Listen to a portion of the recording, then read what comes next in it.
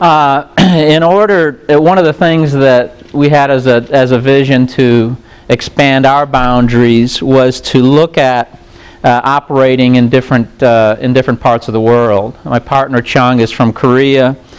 He had some relationships in Korea that we've developed over the years, and for the past 10 years we've evolved in partnership in Korea with a couple of firms. One of the reasons we decided to take a different tack, instead of expanding our own firm, we partnered with these firms that would bring us opportunities. We partnered with another firm in Dubai for the same reason, and we partnered with a third firm in Philadelphia from the trade show market.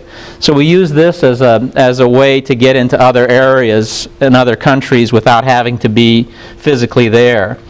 When we operate in these areas, we look at what is the culture of this place.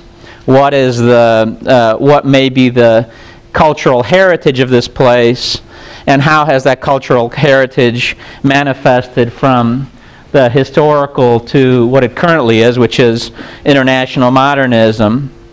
So we look at, what are they embracing? Are they embracing the historical? Are they embracing primarily the modern? And the same goes for Dubai. They're primarily embracing modernism as well. So we look at what is their cultural makeup so we know how to respond to them in terms of what our design approaches would be. In terms of our strategic alliances with the graphic design firms, they're firms that are primarily non-competing firms that would bring us in to project opportunities. So the differences in the firm, in the training of these firms, for example, my background is at IIT, and it was very methodological, so it was very much a systematic approach to design. And the people that we wind up working with tend to have that same kind of makeup, where they may be more paper intensive than we are maybe idea intensive. So as we operate with them, we try to bring a little bit of the lightness or levity to what we do as a firm. So when we got together with this firm, we got together actually in Las Vegas to kind of consummate our marriage of sorts. I jumped up on our partner and had this picture taken just to catch him off guard, because they're generally so guarded in terms of how they operate.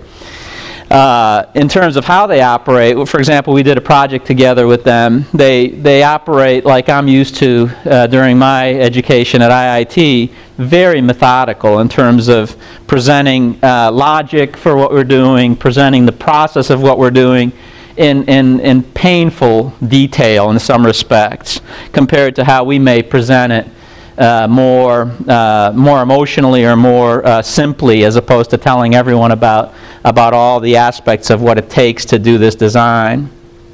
So we're kind of learning from each other from that respect.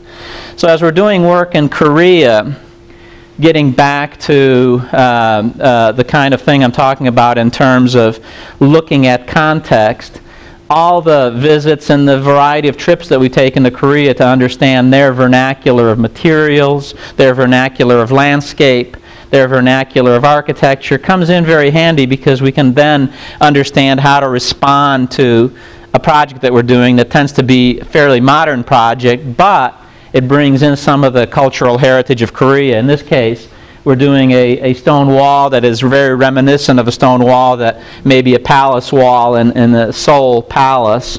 We're looking at modern elements that come in here, which is a sign element that speaks to the modernism. A couple of years ago, we were in a part of a competition. There were 3 designers shortlisted for this competition. Karim Rashid was one of them, and a designer out of Milan, Giardo, who is a automobile designer. We were selected to develop an iconic hand for Samsung to promote their cell phone technology. And we won the competition, and our first installation was installed at the Frankfurt airport about 2 months ago.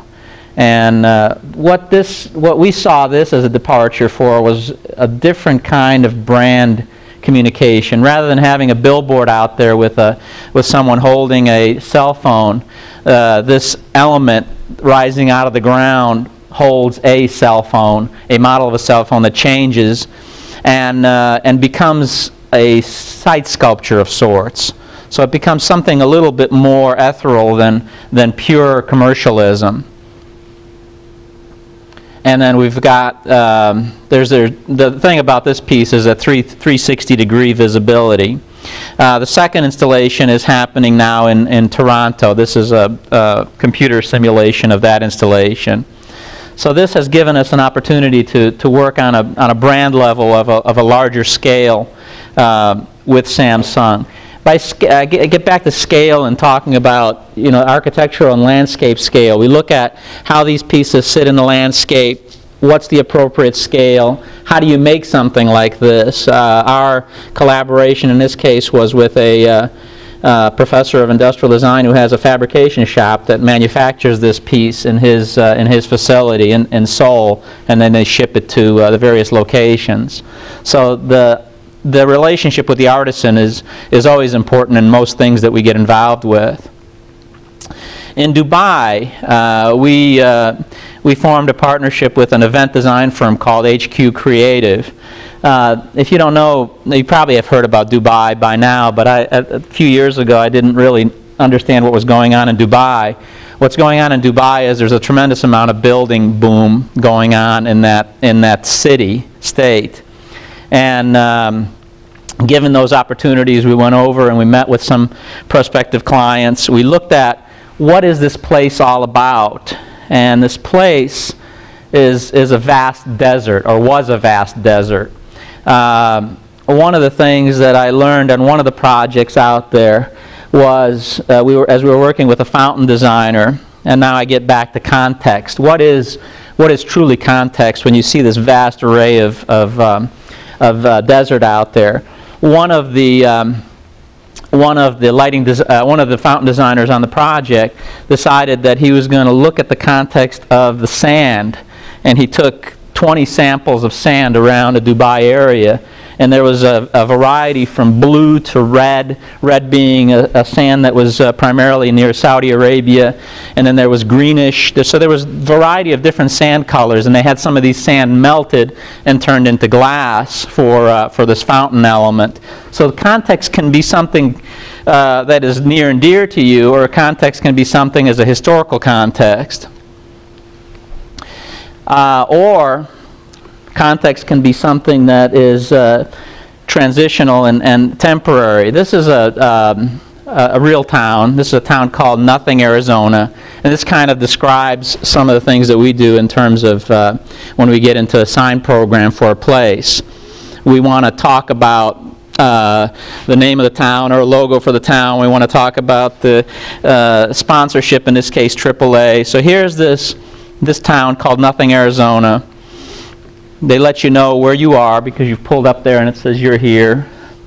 And then they let you know they let you know what the motto of the town is in terms of when it was founded and what's it all about. So you've got all these pieces, and if you understand the pieces, those are, in some cases, they're temporal context. By that I mean the context is made up through marketing, and Dubai is pretty much made up through marketing. So you have to respond to that marketing context at that point. Dubai can be the Sheikh Zayed's home birthplace, which is this kind of vernacular, or it's the vernacular on the right, which is the contemporary, slick high-finished building, which is pretty much what the rest of Dubai is all about.